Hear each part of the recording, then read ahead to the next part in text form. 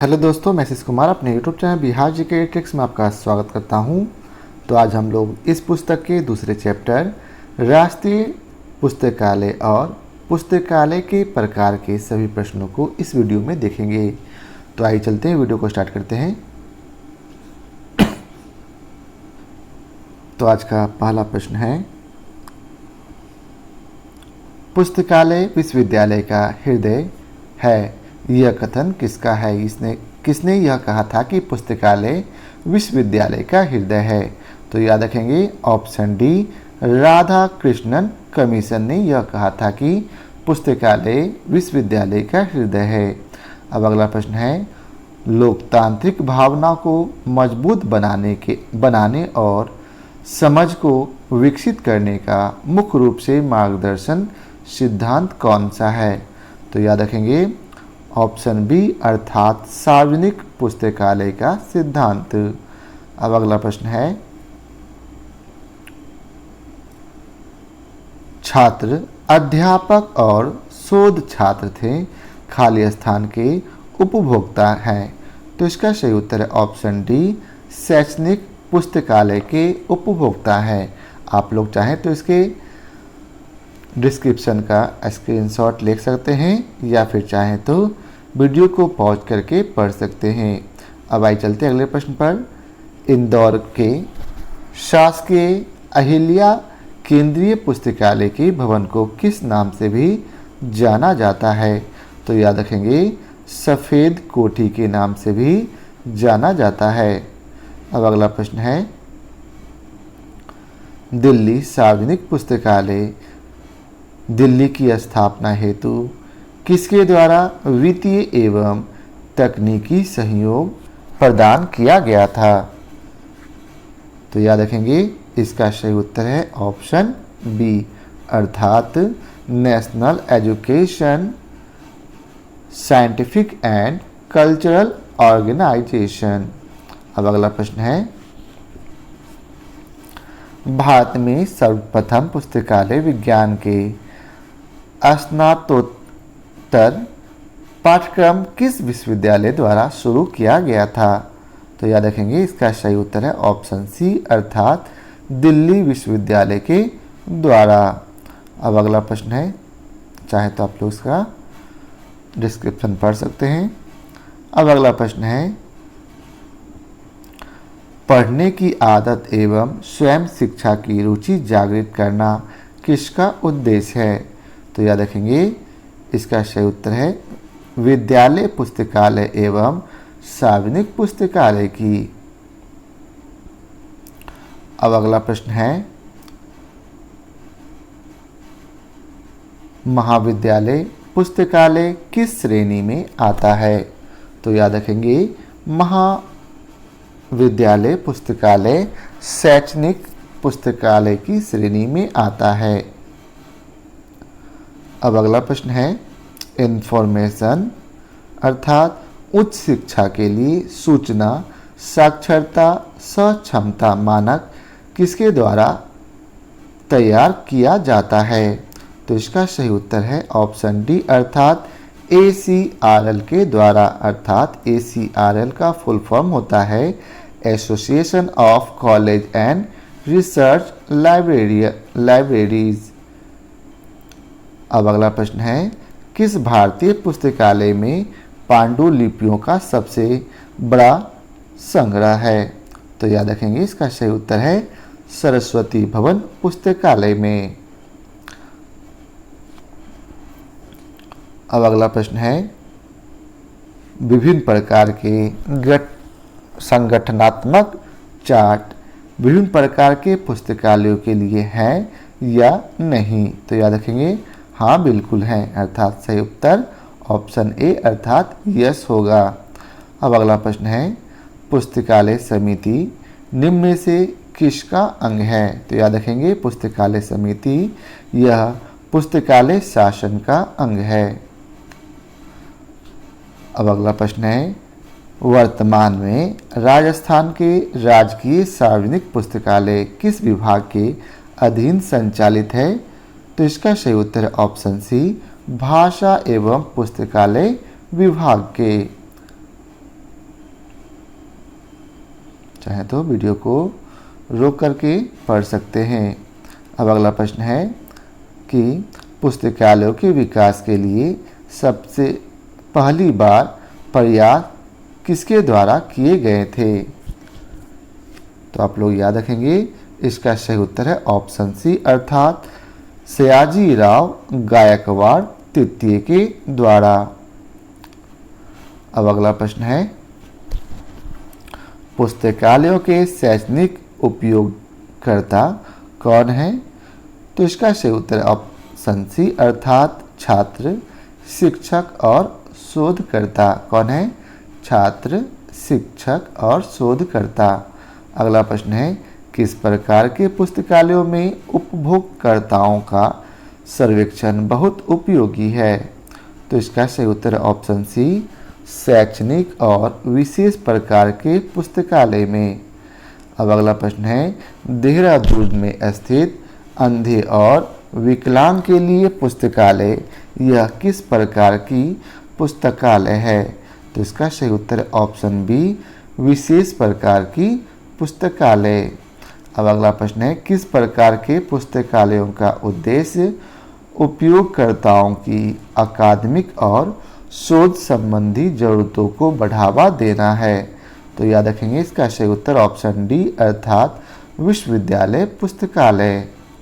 अब अगला प्रश्न है, कॉलेज पुस्तकालय का मुख्य उद्देश्य क्या होना चाहिए?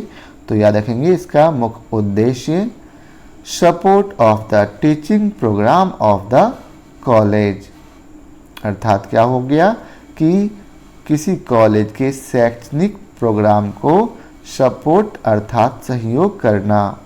अब अगला प्रश्न है, the library for the people of the people and by the people कहलाता है? तो याद रखेंगे, इसका सही उत्तर ऑप्शन डी, पब्लिक पुस्तकालय। अब अगला प्रश्न है, पुस्तकालयों का सही वर्गीकरण क्या है? तो याद रखेंगे, इसका सही उत्तर ऑप्शन ए, अर्थात पब्लिक, एकेडमिक और स्पेशल। अब अगला प्रश्न है, सार्वजनिक पुस्तकालय खाली स्थान का उपहार है, किसका उपहार है? तो याद रखेंगे, यह जो है प्रजातंत्र का उपहार है। अगला प्रश्न है, औपचारिक आत्म शिक्षा किस तरह के पुस्तकालयों में संभव है? तो इसका सही उत्तर है ऑप्शन ए, अर्थात सार्वजनिक पुस्तकालयों में। अगला प्रश्न है, विस्तार सेवा इनमें से किसकी एक विशेषता है? तो इसका सही उत्तर है ऑप्शन सी, सार्वजनिक पुस्तकालय की।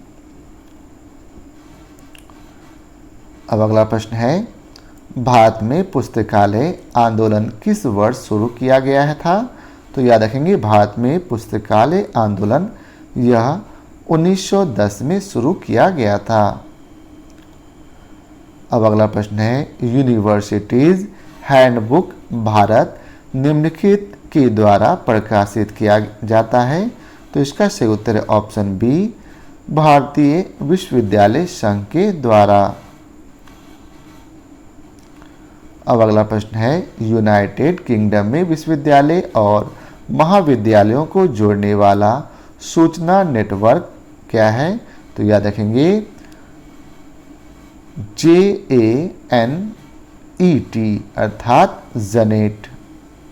जनेट का फुल फॉर्म होता है ज्वाइंट एकेडमिक नेटवर्क। बाकी विस्तार आप पढ़ सकते हैं। अगला प्रश्न है, 1857 में कौन से 3 विश्वविद्यालय पुस्तकालय आरंभ हो गए थे? तो इसका सही उत्तर ऑप्शन डी, अर्थात बम्बई, मद्रास और कलकत्ता पुस्तकालय। अब अगला प्रश्न है, बड़ौदा राज्य में सार्वजनिक पुस्तकालय आंदोलन से जुड़ा व्यक्ति है, कौन है? तो याद रखेंगे, महाराजा सयाजी राव गायकवाड़। अब अगला प्रश्न है, विद्यालय, महाविद्यालय और विश्वविद्यालय के पुस्तकालय खाली स्थान बनाते हैं? तो इसका सही उत्तर ऑप्शन ए, शैक्षणिक पुस्तकालय बनाते हैं। अब अगला प्रश्न है, इनमें से कौन सा भारतीय पुस्तकालय UNO के प्रकाशनों हेतु भंडार केंद्र के रूप में कार्य करता है। तो याद रखेंगे इसका सही उत्तर है ऑप्शन सी अर्थात कोनी मेरा सार्वजनिक पुस्तकालय चेन्नई। अब अगला प्रश्न है, चाहें तो आप इसका स्क्रीनशॉट ले सकते हैं या फिर वीडियो को पॉज करके पढ़ सकते हैं। अब अगला प्रश्न है, भारत सरकार का कौन सा विभाग सार्वजनिक पुस्तकालयों से संबंधित है? तो इसका सही उत्तर है ऑप्शन बी अर्थात संस्कृति विभाग। अब अगला प्रश्न है, अनौपचारिक स्वयं शिक्षा किस प्रकार के पुस्तकालय में संभव है? तो इसका सही उत्तर है ऑप्शन ए अर्थात सार्वजनिक पुस्तकालय में। अब अगला प्रश्न है, किस प्रकार के पुस्तकालयों के लिए पुस्तकालय कर एक वित्त का स्रोत है? तो इसका सही उत्तर ऑप्शन ए अर्थात सार्वजनिक पुस्तकालय का। अब अगला प्रश्न है, चाहिए तो इसका डिस्क्रिप्शन वीडियो को पॉज करके पढ़ सकते हैं। अब अगला प्रश्न है, वर्ल्ड ऑफ लर्निंग प्रकाशित की जा रही है। तो इसका सही उत्तर ऑप्शन डी 1947 ईस्वी में। अब अगला प्रश्न है, केंद्रीय पुस्तकालय बड़ौदा फिलहाल एक खाली स्थान है। तो याद रखेंगे राज्य केंद्रीय पुस्तकालय है। अब अगला प्रश्न है, अधिकांश सार्वजनिक पुस्तकालय किताबों के वर्गीकरण के लिए किस वर्गीकरण योजना का प्रयोग करते हैं? तो याद रखेंगे ऑप्शन बी डेबी डेसिमल का। किसका? डेबी डेसिमल का।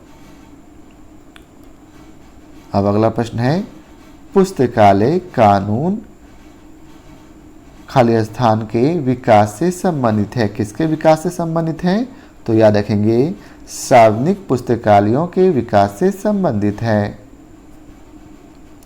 अब अगला प्रश्न है, किस सार्वजनिक लाइब्रेरी के लिए निम्नलिखित की सूचना आवश्यकताएं पूरी करना जरूरी होता है? तो याद रखेंगे स्थानीय समुदाय का। अब अगला प्रश्न है, सार्वजनिक पुस्तकालय भारतीय मानक ब्यूरो द्वारा दिशा निर्देश में निम्नलिखित में से कौन सा ब्यौरा है?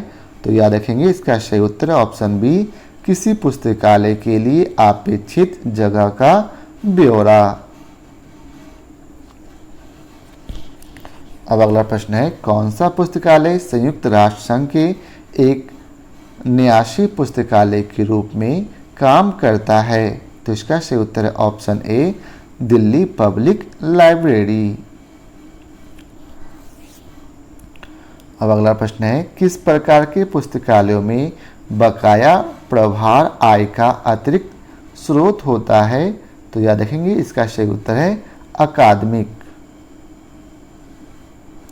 अब अगला प्रश्न है, पुस्तकालय जो समाज के सभी सदस्यों की उम्र और लिंग में भेद किए बिना सेवा करता है? तो इसका सही उत्तर है ऑप्शन बी सार्वजनिक पुस्तकालय। अगला प्रश्न है, किसमें उपयोगकर्ताओं के सर्वेक्षण सबसे उपयोगी है? तो इसका सही उत्तर है ऑप्शन बी सार्वजनिक पुस्तकालयों में। अब अगला प्रश्न है, यूजीसी से शैक्षणिक पुस्तकालयों के लिए प्राप्त अनुदान को क्या कहा जाता है? तो याद रखेंगे इसे तदर्थ अनुदान कहा जाता है। क्या कहा जाता? तदर्थ अनुदान।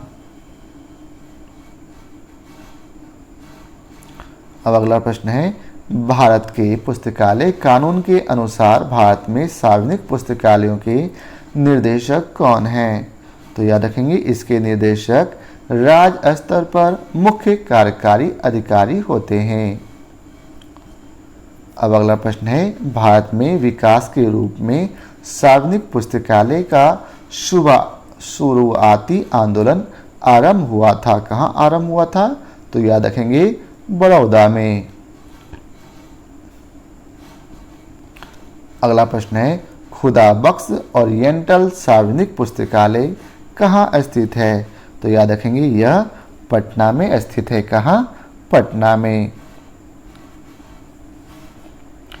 अब अगला प्रश्न है, भारत में 1954 के लीगल डिपॉजिट अधिनियम का प्राधिकार खाली स्थान अर्थात कितनी संख्याओं की सार्वजनिक ग्रंथालयों को है? तो याद रखेंगे इसका सही उत्तर है 3 सार्वजनिक ग्रंथालयों को। अब अगला प्रश्न है, विश्वविद्यालय के पुस्तकालयों में फर्नीचर तथा अन्य उपकरणों को खरीदने के लिए वित्तीय आवंटन सामान्यतया इस बजट शीर्ष के तहत होता है? तो याद रखेंगे इसका सही उत्तर ऑप्शन डी अर्थात अनावर्ती अनुदान के तहत। अब अगला प्रश्न है, भारत सरकार का कौन सा विभाग सार्वजनिक पुस्तकालयों से संबंधित है? तो इसका सही उत्तर है ऑप्शन बी सांस्कृतिक कार्य मंत्रालय के द्वारा। अब अगला प्रश्न है, इंटरनेट पब्लिक लाइब्रेरी निम्नलिखित के द्वारा प्रदत्त है? किसके द्वारा? तो याद रखेंगे ऑप्शन ए ड्रेक्सेल यूनिवर्सिटी के द्वारा। अब अगला प्रश्न है, DOAJ विश्व की सबसे बड़ी मुक्त पूर्ण डेस्कट और गुणवत्ता नियंत्रित वैज्ञानिक एवं शैक्षणिक पत्रिका शब्दकोश किसके द्वारा परिचालित है? तो याद रखेंगे इसका सही उत्तर है ऑप्शन सी लुंड विश्वविद्यालय के द्वारा। अब अगला प्रश्न है, भारत सहित अनेक विकासशील देशों में सार्वजनिक पुस्तकालयों के विकास के आधार दी यूनेस्को पब्लिक लाइब्रेरी मैनिफेस्टो 1949 का संशोधन किस वर्ष में हुआ? तो याद रखेंगे 1994 में हुआ। अगला प्रश्न है, इनमें से क्या विशेष पुस्तकालयों में एक संकलन नहीं है? तो याद रखेंगे इसका सही उत्तर है ऑप्शन सी अर्थात यात्रा सूची, हास्य पुस्तकें, कला पुस्तकें, जीवनी, काल्पनिक आदि जैसी हल्की पठन सामग्री का ब्राउजिंग। अब अगला प्रश्न है, इससे पहले आप लोग वीडियो को पॉज करके एक बार इसके डिस्क्रिप्शन को पढ़ लें। अगला प्रश्न है, सूचना कौशल मॉडल किसने विकसित किया था? तो इसका सही उत्तर है ऑप्शन बी अर्थात SCONUL ने। अब अगला प्रश्न है, मॉडल सार्वजनिक पुस्तकालय और सूचना सेवाएं अधिनियम के लेखक कौन हैं? तो इसके लेखक हैं वेंकटप्पा इहा। क्या नाम है? वेंकटप्पा इहा। अगला प्रश्न है, सरस्वती महल पुस्तकालय कहाँ स्थित है? तो याद रखेंगे सरस्वती महल पुस्तकालय यह तंजावुर में स्थित है। कहाँ? तंजावुर में। अगला प्रश्न है, इंपीरियल पुस्तकालय भारत का पहला पुस्तकालय अध्यक्ष कौन था? तो इसका सही उत्तर है ऑप्शन ए अर्थात जॉन मैकफलेन। कौन था? जॉन मैकफलेन। अब अगला प्रश्न है, खुदा बख्श ओरिएंटल सार्वजनिक पुस्तकालय पटना की स्थापना किस वर्ष हुई थी? तो याद रखेंगे 1891 में। कब? 1891 में। अगला प्रश्न है, एक शैक्षिक पुस्तकालय के उपयोगकर्ताओं की विभिन्न श्रेणियां हैं। तो इसका सही उत्तर ऑप्शन ए संकाय सदस्य, शोध विज्ञान, छात्र और प्रशासनिक कर्मी। अब अगला प्रश्न है, इसमें आपको मिलान करना है तो आप लोग अच्छे से मिलान कर लेंगे। अगर आप लोगों का मिलान हो गया हो तो आइए चलते हैं इसके डिस्क्रिप्शन को पढ़ते हैं।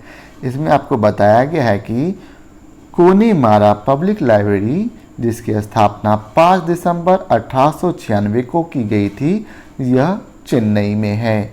यही खुदा बख्श ओरिएंटल पब्लिक लाइब्रेरी, जिसकी स्थापना 29 अक्टूबर 1891 को की गई थी, यह पटना में है। तीसरा, एशियाटिक सोसाइटी लाइब्रेरी, जिसकी स्थापना 1804 में की गई थी, यह मुंबई में है। और अगला है राष्ट्रीय ग्रंथालय,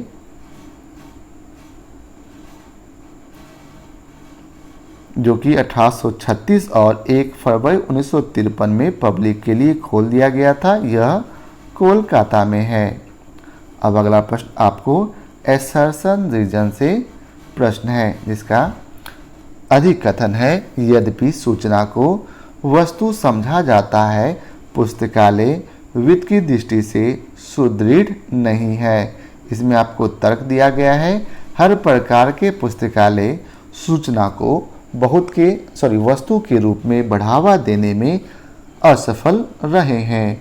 तो इसका सही उत्तर है ऑप्शन ए, अर्थात ए सही है और आर गलत है। अब अगला प्रश्न है, भारत में पुस्तकालय एवं सूचना विज्ञान में प्रथम एम.फिल प्रोग्राम कहाँ प्रारंभ किया गया? तो याद रखेंगे, इसे दिल्ली विश्वविद्यालय में प्रारंभ किया गया। अब अगला प्रश्न है, जुबिली परियोजना किससे संबंधित है? आपको ये 4 ऑप्शन दिए गए हैं, तो इसका सही उत्तर है इलेक्ट्रॉनिक सूचना सेवाओं के मूल्यांकन से।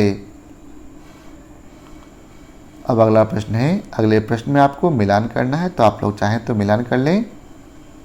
हम लोग डायरेक्ट इसके डिस्क्रिप्शन को पढ़ेंगे।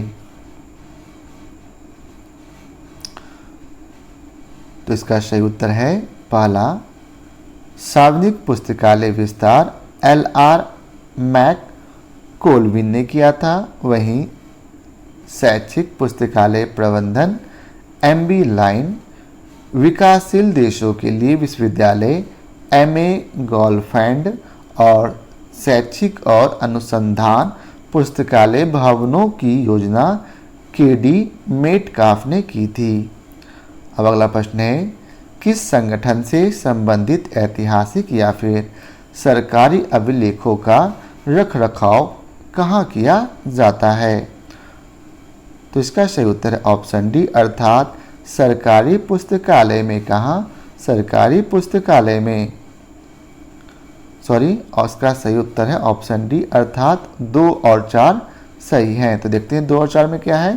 तो एक तो सरकारी पुस्तकालय बिल्कुल सही है और दूसरा संग्रहालय में।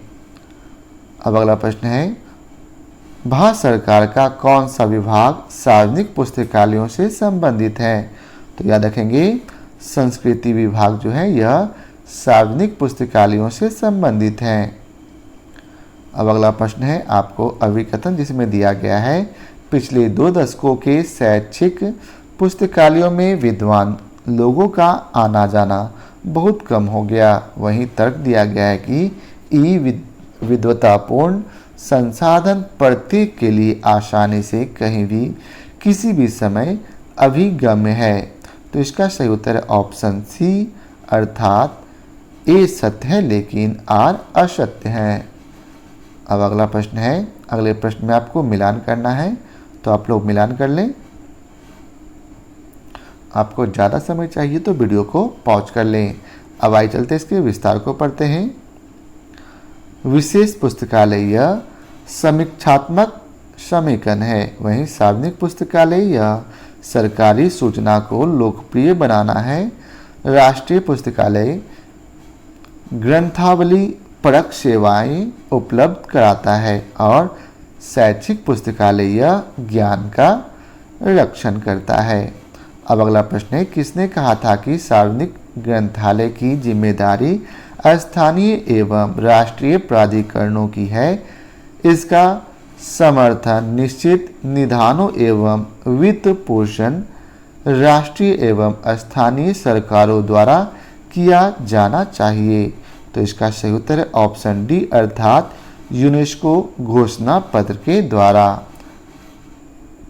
अब अगला प्रश्न है, अगला प्रश्न आपका एसर्सन रीजन से संबंधित है, जिसमें अभिकथन कहा गया कि भारत में सार्वजनिक ग्रंथालयों विशेषकर ग्रामीण ग्रंथालयों में विकास निराशाजनक है। वहीं तर्क में बताया गया कि अधिकतर राज्यों में ग्रंथालय विधान नहीं है। तो इसका सही उत्तर है ऑप्शन सी, अर्थात ए सत्य है लेकिन आर असत्य है। अब अगला प्रश्न में आपको फिर से मिलान करना है, तो आप लोग मिलान कर लेंगे। अगर आपको और ज़्यादा समय चाहिए तो वीडियो को पॉज कर लें। तो इसका सही उत्तर है ऑप्शन ए, अर्थात अर्जुन विभाग यह 6000 शीर्षकों के लिए एक व्यक्ति है। वहीं संदर्भ विभाग इसे 50 पाठकों के लिए एक व्यक्ति कहा गया है। तीसरा है पत्रिका विभाग, इसे 500 शीर्षकों के लिए एक व्यक्ति कहा गया है। और परिचालन विभाग को 1500 पाठकों के लिए एक व्यक्ति कहा गया है। अब अगले प्रश्न में आपको मिलान करना है, तो आप लोग फिर से इसमें मिलान कर सकते हैं।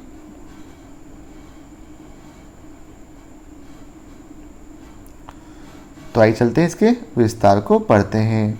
तो इसका विस्तार है कि पिछले वर्ष के व्यय के आधार पर भावी व्यय का निर्धारण अर्थात तुलना होता है। वहीं प्रति छात्र 15 रुपये तथा प्रति प्राध्यापक 200 रुपया, मतलब क्या हो गया, प्रति व्यक्ति। और तीसरा बताया गया पुस्तकालय के विकास के लिए विश्वविद्यालय बजट का क्या होता है, आनुपातिक होता है। बजट का यह आनुपातिक होता है। और गतिविधियों जो पुस्तकालय द्वारा संपन्न की जाती है उसे हम लोग कार्यक्रम कहते हैं।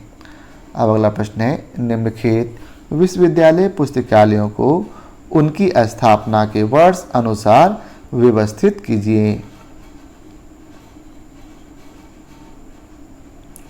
तो आइए चलते इसके विस्तार को पढ़ते हैं। इसमें आपको सबसे पहले बताया गया कि कलकत्ता विश्वविद्यालय पुस्तकालय का स्थापना 24 जनवरी 1857 को किया गया।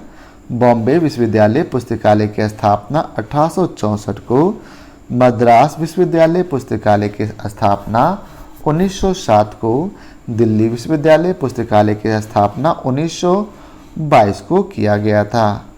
ये सभी विश्वविद्यालय पुस्तकालय को उनके स्थापना वर्ष के अनुसार व्यवस्थित किया गया है।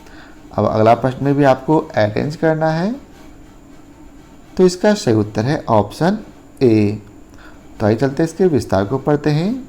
इसमें आपको दिया गया है कि एशियाटिक सोसाइटी लाइब्रेरी की स्थापना 1804 में कन्नो मेरा के द्वारा, पब्लिक लाइब्रेरी मद्रास की स्थापना 1896 में नेशनल के द्वारा, लाइब्रेरी ऑफ इंडिया कलकत्ता की स्थापना 1948 में, दिल्ली पब्लिक लाइब्रेरी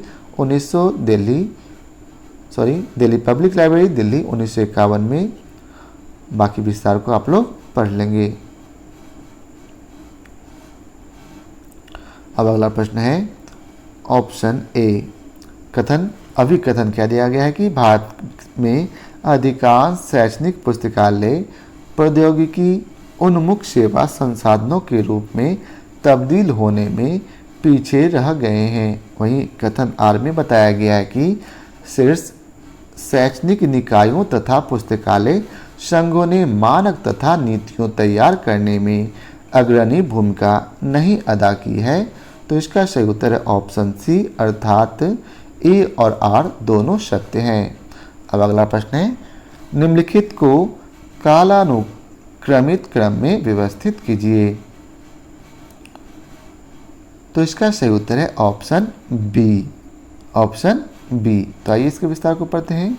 इसका विस्तार दिया गया है कि इंपीरियल लाइब्रेरी एक्ट 1948 में लाया गया। ग्रंथ एवं समाचार पत्र डिलीवरी अधिनियम, इसे पब्लिक लाइब्रेरी एक्ट भी कहा जाता है।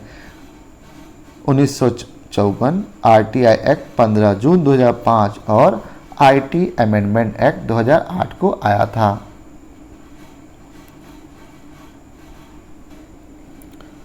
इनसाइक्लोपीडिया ब्रिटेनिका के अंतिम मुद्रित संस्करण का प्रकाशन कब हुआ था? तो याद रखेंगे 2010 में। अगला प्रश्न है, भारत के पुस्तकालय आंदोलन में निम्नलिखित प्रमुख घटनाओं को सही क्रम में व्यवस्थित करें। तो आप लोग क्वेश्चन को अच्छा से पढ़ लें। तो इसका सही उत्तर है ऑप्शन ए। याद रखेंगे, सबसे पहले डी, बी, ए, सी। यहाँ से सबसे पहले डी, उसके बाद बी, फिर ए और लास्ट में सी। आइए इसके विस्तार को एक बार पढ़ लेते हैं। भारत के पुस्तकालय आंदोलन में निम्नलिखित प्रमुख घटनाओं को सही क्रम में व्यवस्थापन। भारत में प्रथम पुस्तकालय संघ की स्थापना 1914 में, प्रथम अखिल भारतीय सार्वजनिक पुस्तकालय सम्मेलन मद्रास की स्थापना 1934 में, प्रथम अखिल भारतीय पुस्तकालय सम्मेलन कोलकाता की स्थापना 1933 में और लास्ट में मद्रास में पहला सार्वजनिक पुस्तकालय अधिनियम किया गया 1948 में। अब अगला प्रश्न में आपको अभिकथन दिया गया है कि 1990 के दशक से लागू किए गए बहुसंख्यक राज्य पुस्तकालय अधिनियमों में पुस्तकालय निधि का प्रावधान है, जिसमें राज्य और केंद्र सरकार योगदान देती है। वहीं तर्क आर्ग में बताया गया है कि पुस्तकालय उपकर सार्वजनिक पुस्तकालयों के प्रबंधन के लिए अपर्याप्त हैं। तो इसका सही उत्तर है ऑप्शन डी, अर्थात ए और बी, ए और आर दोनों सही हैं। अब अगला प्रश्न है, अभिकथन ए में बताया गया है कि हाल के वर्षों में इलेक्ट्रॉनिक्स फॉर्मेट में सूचना के विस्फोट ने छोटे सार्वजनिक पुस्तकालयों पर काफ़ी अधिक भार डाला है। वहीं तर्क आर में बताया गया कि ई रिसोर्स लाइसेंसिंग लागत और उनके लिए आवश्यक समर्थक प्रौद्योगिकी दोनों ही दृष्टि से महंगी होती है, जिसे छोटे सार्वजनिक पुस्तकालयों द्वारा वहन कर पाना अत्यधिक कठिन है। तो इसका सही उत्तर है ऑप्शन सी, अर्थात ए और आर दोनों सही हैं। अब अगला प्रश्न है, खुदा बख्श ओरिएंटल सार्वजनिक पुस्तकालय कहाँ स्थित है।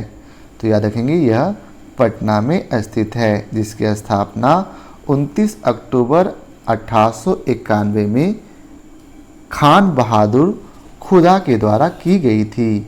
अब अगला प्रश्न है, अगला प्रश्न आपका इंग्लिश में दिया गया है। तो याद रखेंगे कि identify the key silent features of private library from the following. तो इसका सही उत्तर है ऑप्शन सी, अर्थात B and C are correct, अर्थात बी और सी सही हैं। तो बी में दिया गया है कि a library belonging to an individual, और सी में बताया गया कि a library not supported by taxation. अब है राष्ट्रीय पुस्तकालय या फिर केंद्रीय संदर्भ पुस्तकालय से संबंधित प्रश्न, जिसमें पहला प्रश्न है कि निम्नलिखित में से कौन से पुस्तकालय को इंपीरियल लाइब्रेरी के साथ सम्मिलित किया गया। तो याद रखेंगे, इसका सही उत्तर है ऑप्शन ए, अर्थात रॉयल पब्लिक लाइब्रेरी कोलकाता। अब अगला प्रश्न है, INB की प्रत्येक प्रविष्टि में पूर्ण ग्रंथ परक विवरण खाली स्थान अनुभाग में दी जाती है। तो याद रखेंगे, इसका सही उत्तर ऑप्शन ए, वर्गीकृत में।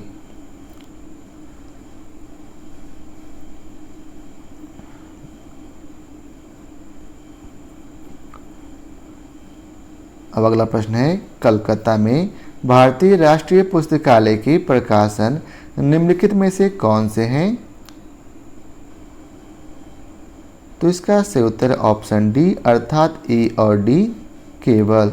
तो ए में आपको बताया गया है इंडेक्स ट्रांसलेशन इंडिकरम, और डी में बताया गया a biography of dictionaries and encyclopaedias in Indian languages 1964। चाहे तो आप लोग इसके विस्तार को वीडियो को रोक करके पढ़ सकते हैं। अब अगला प्रश्न है, कलकत्ता पब्लिक लाइब्रेरी की स्थापना मुख्य रूप से किसकी पहल पर की गई थी? तो याद रखेंगे ऑप्शन डी अर्थात J.H. Stall Keller. अब अगला प्रश्न है, निम्नलिखित में से कौन से प्रकाशित भारतीय राष्ट्रीय ग्रंथि सूची के विषय क्षेत्र से बाहर है? तो इसका सही उत्तर है ऑप्शन डी अर्थात 1, 2 और 4 तीनों सही हैं। तो आइए पढ़ते हैं 1, 2 और 4 को। तो 1 में बताया गया नक्शे, 2 में बताया गया पाठ्य पुस्तकों की गाइड और 4 में बताया गया म्यूजिकल स्टोर। अब अगला प्रश्न है, नीचे दिए गए नामों से भारतीय राष्ट्रीय पुस्तकालय के पूर्व पुस्तकालय अध्यक्षों की पहचान करें। तो इसका सही उत्तर है ऑप्शन बी अर्थात 2 और 4 सही हैं। 2 में बताया गया कि कल्पना दास गुप्ता और KM असदुल्ला यह पूर्व पुस्तकालय अध्यक्ष रह चुके हैं। अब अगला प्रश्न है, इंडियन लाइब्रेरी रिव्यू निम्नलिखित में से किसका ब्लॉग है? तो यह जो है भारतीय राष्ट्रीय पुस्तकालय का ब्लॉग है।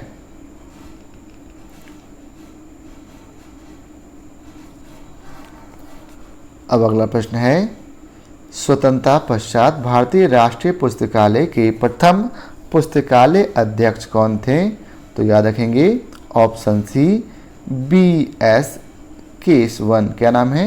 BS केशवन। अब अगला प्रश्न है, भारत के किस राज्य में राष्ट्रीय ग्रंथालय स्थापित है? तो इसका सही उत्तर है पश्चिम बंगाल में। किस राज्य में? पश्चिम बंगाल में।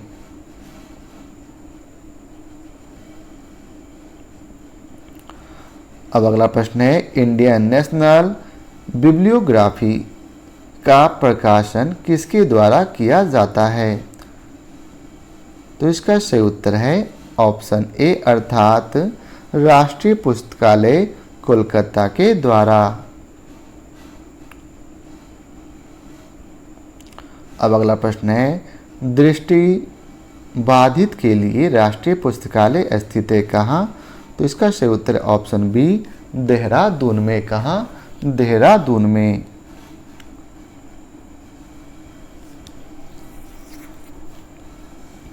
अब अगला प्रश्न है, निम्नलिखित में से कौन सा भारत में पुस्तकालय संघ नहीं है?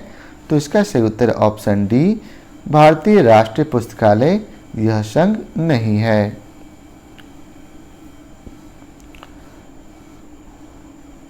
अब अगला प्रश्न है, किस वर्ष में इंपीरियल लाइब्रेरी कलकत्ता का नाम परिवर्तित किया गया? तो याद रखेंगे 1948 में। किस वर्ष? 1948 में। अब अगला प्रश्न है, जनता के लिए भारत के राष्ट्रीय पुस्तकालय किसके द्वारा खोल दिया गया? तो याद रखेंगे मौलाना अबुल कलाम आज़ाद के द्वारा। अगला प्रश्न है, इंपीरियल लाइब्रेरी का पहला लाइब्रेरियन कौन था? तो याद रखेंगे मैकफार्लेन। क्या नाम है? मैकफार्लेन। अगला प्रश्न है, भारत के संविधान का कौन सा खंड राष्ट्रीय पुस्तकालय की स्थापना से संबंधित है? तो याद रखेंगे 62। कौन सा? 62। अगला प्रश्न है, केंद्र सरकार द्वारा केंद्रीय स्थान पर स्थापित पुस्तकालय कहा जाता है? तो याद रखेंगे राष्ट्रीय पुस्तकालय। अब अगला प्रश्न है, नेशनल लाइब्रेरी एसोसिएशन कहलाता है? क्या कहलाता है? तो याद रखेंगे national level association of person engaged in library profession. अब अगला प्रश्न है, इंडियन नेशनल बिब्लियोग्राफी, दूसरा में बताया गया कि ब्रिटिश नेशनल बिब्लियोग्राफी, सी में बताया गया क्यूमुलेटिव बुक इंडेक्स और डी में बताया गया बुक्स इन प्रिंट। इनको आपको इनके आरंभ होने के वर्ष के क्रम में सजाना है। तो इसका सही उत्तर है ऑप्शन डी। आप लोग यहाँ इसके विस्तार को पढ़ सकते हैं। अब अगला प्रश्न है, भारतीय राष्ट्रीय ग्रंथ सूची दो भागों में क्रमबद्ध की गई है, सामान्य, प्रकाशन और प्रकाशना। तो इसका सही उत्तर है ऑप्शन बी, इलेक्ट्रॉनिक्स। अब अगला प्रश्न है, दृष्टिहीन एवं विकलांग व्यक्तियों के लिए भारत का राष्ट्रीय पुस्तकालय कहाँ स्थित है? तो इसका सही उत्तर है ऑप्शन डी, देहरादून में। कहाँ? देहरादून में। अब अगला प्रश्न है, इंपीरियल लाइब्रेरी का नाम भारतीय पुस्तकालय किस वर्ष किया गया? तो याद रखेंगे 1948 में। कुछ क्वेश्चन को इसमें दोहराया गया है। अब अगला प्रश्न है, INB की आवधिकता क्या है? आवधिकता क्या है, अर्थात फ्रीक्वेंसी ऑफ INB क्या है? तो याद रखेंगे इसका सही उत्तर है ऑप्शन बी, मासिक। अब अगला प्रश्न है, इंडियन लाइब्रेरी रिव्यू ब्लॉग किसने होस्ट किया है? तो इसका सही उत्तर है ऑप्शन सी, अर्थात राष्ट्रीय पुस्तकालय ने। किसने? राष्ट्रीय पुस्तकालय ने। अब अगला प्रश्न है, भारत के राष्ट्रीय पुस्तकालय का अंतिम निर्देशक कौन था? तो इसका सही उत्तर है ऑप्शन बी, अर्थात स्वपन चक्रवर्ती। क्या नाम है? स्वपन चक्रवर्ती। अब अगला प्रश्न है, INB में कितनी भाषाओं को सम्मिलित किया गया है? तो याद रखेंगे 14 भाषाओं को सम्मिलित किया गया है। अब अगला प्रश्न है, स्वतंत्रता के पश्चात भारतीय राष्ट्रीय पुस्तकालय कोलकाता का स्थान पुस्तकालय अध्यक्ष कौन था? तो इसका सही उत्तर ऑप्शन बी, BS केशवन। क्या नाम है? BS केशवन। अब अगला प्रश्न है, भारतीय राष्ट्रीय ग्रंथ सूची प्रारंभ हुई? कब प्रारंभ हुई? तो याद रखेंगे इसका सही उत्तर है ऑप्शन सी, अर्थात 1957 में प्रारंभ हुई। 1957 ईस्वी में प्रारंभ हुई। अब अगला प्रश्न है, कौन मेरा सार्वजनिक पुस्तकालय स्थित है? यह कहाँ स्थित है? तो याद रखेंगे यह चेन्नई में स्थित है। कहाँ स्थित है? चेन्नई में। अब अगला प्रश्न है, भारतीय राष्ट्रीय ग्रंथ सूची का प्रकाशन किया जाता है? तो इसका प्रकाशन the central reference library Kolkata के द्वारा इसका प्रकाशन किया जाता है। अब अगला प्रश्न है, राष्ट्रीय पुस्तकालय मिशन की स्थापना किस वर्ष की गई थी? तो याद रखेंगे 2012 में की गई थी।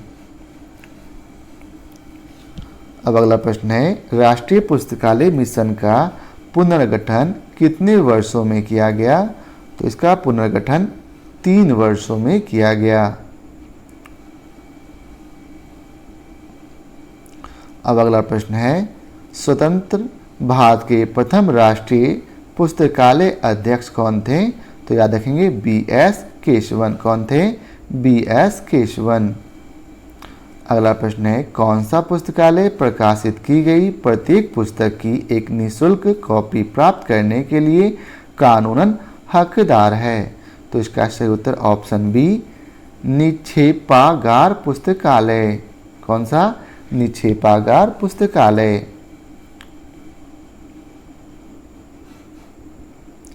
अब अगला प्रश्न है, इंडियन नेशनल बिब्लियोग्राफी में शामिल भाषा पुस्तकों की संख्या कितनी है? तो याद रखेंगे 14। कितना? 14। अगला प्रश्न है, निम्नलिखित में से कौन सा प्रकाशन केंद्रीय संदर्भ पुस्तकालय कोलकाता के द्वारा किया जाता है? तो इसका सही उत्तर ऑप्शन सी, इंडेक्स इंडियाना। कौन सा प्रकाशन?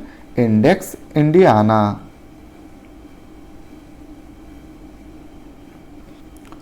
अब अगला प्रश्न है, भारत में राष्ट्रीय पुस्तकालय सप्ताह किस महीने में मनाया जाता है? तो इसका सही उत्तर है ऑप्शन डी, नवंबर महीने में। अब अगला प्रश्न है, राष्ट्रीय आयुर्विज्ञान पुस्तकालय कहाँ स्थित है? तो यह पुस्तकालय दिल्ली में स्थित है। कहाँ? दिल्ली में। अगला प्रश्न है, इंडियन लाइब्रेरी रिव्यू खालिस्तान का ब्लॉग है। तो याद रखेंगे इसका सही उत्तर है भारतीय राष्ट्रीय पुस्तकालय कोलकाता का। अब अगला प्रश्न है, भारतीय राष्ट्रीय पुस्तकालय के प्रथम भारतीय पुस्तकालय अध्यक्ष कौन रहे हैं? तो इसका सही उत्तर है ऑप्शन बी अर्थात बी.एस. केशवन। क्या नाम है? बी.एस. केशवन।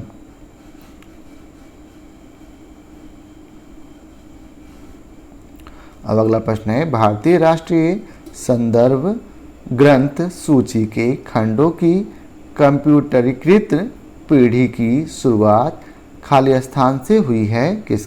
तो इसका सही उत्तर है 2000 से हुई है। अब अगला प्रश्न है, भारतीय राष्ट्रीय संदर्भ ग्रंथ सूची में मराठी भाषा के साहित्य के लिए इस चिन्ह का इस्तेमाल किया गया है। तो याद रखेंगे इसका सही उत्तर है ऑप्शन सी MAR का। आप देख सकते हैं अलग अलग भाषा के लिए अलग अलग चिन्ह का प्रयोग किया गया है। अब अगला प्रश्न है, इंडेक्स इंडियाना एक है क्या? तो इसका सही उत्तर है ऑप्शन ए अर्थात भारतीय भाषा सामायिक साहित्य की अनुक्रमणिका। अब अगला प्रश्न है, INB स्टैंड फॉर? तो याद रखेंगे INB stand for Indian national bibliography. अगला प्रश्न है, इंपीरियल लाइब्रेरी को जनता के लिए खोला गया, कब खोला गया? तो याद रखेंगे ऑप्शन बी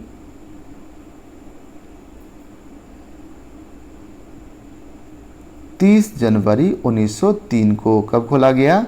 30 जनवरी 1930 को। अगला प्रश्न है, इनमें से क्या राष्ट्रीय पुस्तकालय का एक काम नहीं है? तो याद रखेंगे युवा पुरुषों और महिलाओं को अलग अलग क्षेत्रों की व्यापक और गहन समझ देना यह राष्ट्रीय पुस्तकालय का काम नहीं है। अगला प्रश्न है, निम्नलिखित में से राष्ट्रीय सूचना नीति के लिए पूर्व आवश्यक नहीं है। क्या नहीं आवश्यक है?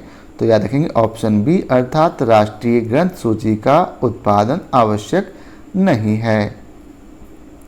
अगला प्रश्न है, कौन से पुस्तक डिपोजिटरी लाइब्रेरी का कार्य करते हैं? तो इसका सही उत्तर है ऑप्शन सी अर्थात 1 और 2। तो आइए देखते हैं 1 और 2 में क्या दिया गया है। 1 और 2 में बताया गया है कि दिल्ली सार्वजनिक पुस्तकालय और कानीमारा सार्वजनिक पुस्तकालय, ये दोनों पुस्तकालय डिपोजिटरी लाइब्रेरी का कार्य करते हैं। अब अगला प्रश्न है, इंटरनेट पब्लिक लाइब्रेरी खालिस्तान के द्वारा जारी की जाती है। किसके द्वारा जारी की जाती है? तो याद रखेंगे ड्रेक्सल यूनिवर्सिटी के द्वारा। किसके द्वारा? ड्रेक्सल यूनिवर्सिटी के द्वारा। अब अगला प्रश्न है, पुस्तकालय एवं सूचना पद्धति की राष्ट्रीय नीति के चेयरमैन कौन थे? तो याद रखेंगे DP चट्टोपाध्याय थे। कौन थे? DP चट्टोपाध्याय।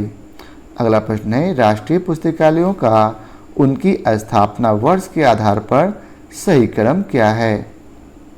तो आप लोग क्रम को यहाँ मिला सकते हैं। तो आइए चलते हैं इसके विस्तार को पढ़ते हैं। तो यहाँ दिया गया है कि ब्रिटिश लाइब्रेरी की स्थापना 1 जुलाई 1973 में हुई थी। लाइब्रेरी ऑफ कांग्रेस की स्थापना 1800 ईस्वी में, लेनिन लाइब्रेरी की स्थापना 1862 में और बिब्लियोसेक्यूर नेशनल की स्थापना 1461 में हुई है। अगला प्रश्न है, निम्नलिखित को इनके आरंभ होने के वर्ष के अनुसार सजाना है। तो आइए देखते हैं इसके विस्तार को। सबसे पहले बताया गया कि क्यूमुलेटिव बुक्स इंडेक्स की स्थापना 1898 में, books in print 1872, British national bibliography 1949-50 और इंडियन नेशनल बिब्लियोग्राफी 1958। अगला प्रश्न है, भारत में सार्वजनिक पुस्तकालय आंदोलन में कौन लोग शामिल हैं? तो इसका सही उत्तर है ऑप्शन सी अर्थात 1 और 4। 1 में कौन है? सयाजीराव गायकवाड़ द्वितीय और SR रंगनाथन। अगला प्रश्न में आपको मिलान करना है, तो आप लोग मिलान कर लेंगे। हम लोग डायरेक्ट इसके डिस्क्रिप्शन को पढ़ेंगे। भारतीय संस्कृति विरासत IGNCA द्वारा प्रजातीय और भंगुर दस्तावेज राष्ट्रीय पुस्तकालय, पारंपरिक ज्ञान TKDL के द्वारा और मोबाइल डिजिटल लाइब्रेरी CDAC के द्वारा। अब अगला प्रश्न है, एप्लीकेशन प्रोग्राम इंटरफेस भाषा का प्रयोग किसके लिए किया जाता है? तो याद रखेंगे ऑप्शन बी ग्राफिक प्रयोक्ता इंटरफेस के लिए। किसके लिए? ग्राफिक प्रयोक्ता इंटरफेस के लिए। अब अगला प्रश्न है, भारतीय राष्ट्रीय ग्रंथ सूची 2 भागों में क्रमबद्ध की गई है, समान प्रकाशन और किसके प्रकाशन के लिए? तो याद रखेंगे सरकारी प्रकाशन के लिए। अब अगला प्रश्न है, भारतीय राष्ट्र ग्रंथालय मिशन किस वर्ष में स्थापित हुआ? तो याद रखेंगे 2012 में स्थापित हुआ। अब अगला प्रश्न है, अगले प्रश्न में आपको मिलान करना है, तो आप लोग मिलान कर लेंगे। तो आइए चलते इसके विस्तार को पढ़ते हैं। सरस्वती महल लाइब्रेरी तंजावुर यह तेलुगु नायक के द्वारा, Khuda Bakhsh oriental public library Patna Maulana MB Khan के द्वारा, library of Asiatic Society of Bengal sir G Williams Jones के द्वारा और imperial library Kolkata lord Curzon के द्वारा स्थापित की गई थी।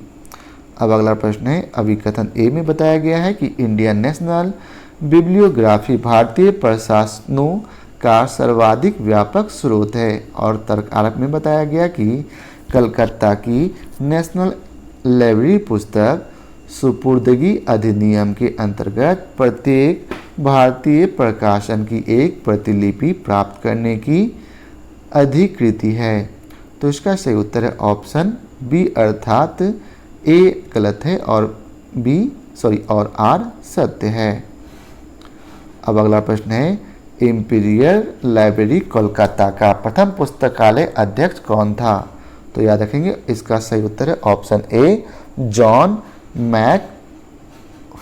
कौन था? जॉन मैकफॉलेन।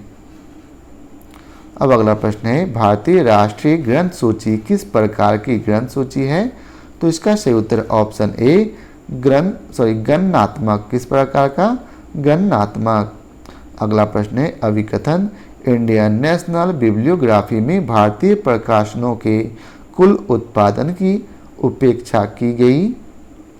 कारण आर में बताया गया कि भारत में कई प्रकाशक चूक करता है और अपने प्रकाशनों को पुस्तक तथा समाचार पत्र सुपुर्दगी अधिनियम के अनुसार जमा नहीं कराते। तो इसका सही उत्तर है ऑप्शन डी अर्थात एक असत्य है परंतु आर सत्य है। अगला प्रश्न है, इंपीरियल लाइब्रेरी एक्ट से संबंधित वाइसराय कौन था? तो इसका सही उत्तर ऑप्शन ए लॉर्ड कर्जन। कौन था? Lord Curzon. निम्नलिखित में से किस प्रकार के प्रकाशकों को INB में शामिल नहीं किया गया? तो इसका सही उत्तर है ऑप्शन सी अर्थात ए और सी अर्थात मानचित्र और समाचार पत्र प्रकाशक को। अब अगला प्रश्न है, राष्ट्रीय पुस्तकालय कोलकाता द्वारा निम्नलिखित में से कौन सी सेवाएं प्रदान की जाती है? तो याद रखेंगे ऑप्शन ए और बी सही है, अर्थात पुस्तक परिदाय और ग्रंथ परक सेवाएं प्रदान की जाती है। अगला प्रश्न है कि निम्नलिखित में से कौन नेशनल मिशन ऑन लाइब्रेरीज के अंतर्गत कार्य समूह नहीं है?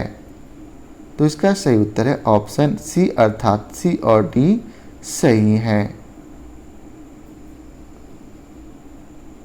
अर्थात पुस्तकालय तथा सूचना विज्ञान शोध विकास और प्रत्यायन। और याद रखेंगे वर्तमान शैक्षणिक पुस्तकालयों, विश्वविद्यालय तथा शोध पुस्तकालयों का उन्नयन। अगला प्रश्न है क्या US national library of medicine द्वारा प्रकाशित नहीं की गई? तो इसका सही उत्तर है ऑप्शन ए, अर्थात ए और बी सही है, अर्थात ई मेडिसिन और पबमेथ। अब अगला प्रश्न है किस प्रकार के प्रकाशन INB में शामिल होते हैं? तो याद रखेंगे ऑप्शन सी, अर्थात आवधिक पत्रिका का प्रथम अंक। अब अगला प्रश्न है आवधिक साहित्य की अनुक्रमणिका इंडेक्स इंडियाना का संकलन किसके द्वारा किया जा रहा? तो याद रखेंगे ऑप्शन ए, अर्थात सेंट्रल रेफरेंस लाइब्रेरी कोलकाता के द्वारा।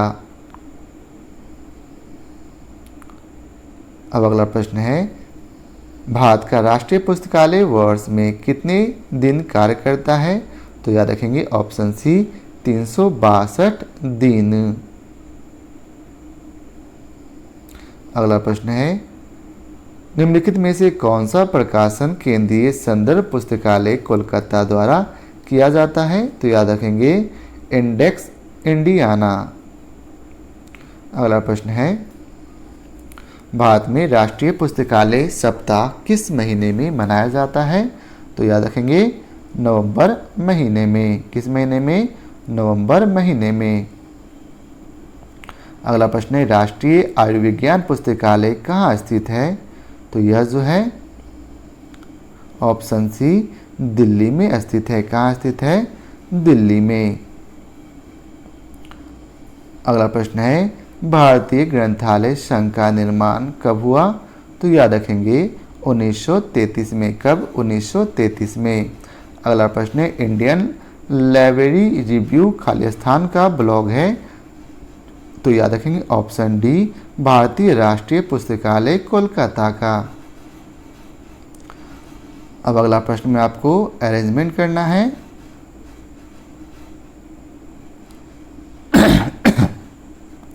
तो आप लोग अरेंजमेंट कर लेंगे। हम लोग चलते हैं इसके विस्तार को पढ़ते हैं। सबसे पहले है राजा लाइब्रेरी रामपुर की स्थापना 1774 में, खुदा बख्श लाइब्रेरी पटना की स्थापना 1891 में, national library of India Kolkata की स्थापना 1948 में और दिल्ली पब्लिक लाइब्रेरी की स्थापना 1951 में की गई थी। अगला प्रश्न है अभिकथन सभी अकादमिक पुस्तकालय मोबाइल प्लेटफॉर्म पर अपनी सेवाएं उपलब्ध कराते हैं। वहीं तर्क आर में बताया गया है कि अकादमिक समुदाय मोबाइल ऐप के माध्यम से अधिक पुस्तकालय सेवाओं की मांग करता है। तो इसमें आपको बताना है कि उपयुक्त दो कथनों के संदर्भ में निम्नलिखित में से कौन सा कथन सही है। तो याद रखेंगे इसका सही उत्तर ऑप्शन सी, अर्थात एक गलत कथन था और आर सही कथन था। अगला प्रश्न है कि अभिकथन बताया गया है कि इंडियन नेशनल बिब्लियोग्राफी भारतीय प्रकाशनों का विस्तृत स्रोत नहीं है। और तर्क आर में बताया गया है कि पुस्तक वितरण अधिनियम के अधीन भारतीय राष्ट्रीय पुस्तकालय कोलकाता को प्रत्येक भारतीय प्रकाशन की एक प्रति करने का अधिकार है। तो इसका सही उत्तर है ऑप्शन बी, अर्थात इसमें भी ए गलत है और आर सही है। तो यह था आज के वीडियो का आखिरी प्रश्न। आशा करता हूँ आप लोग को हमारा वीडियो पसंद आया हो। यदि आप लोगों को हमारा यह वीडियो पसंद आया हो तो इसे लाइक और शेयर ज़रूर करें। आज के लिए बहुत बहुत धन्यवाद।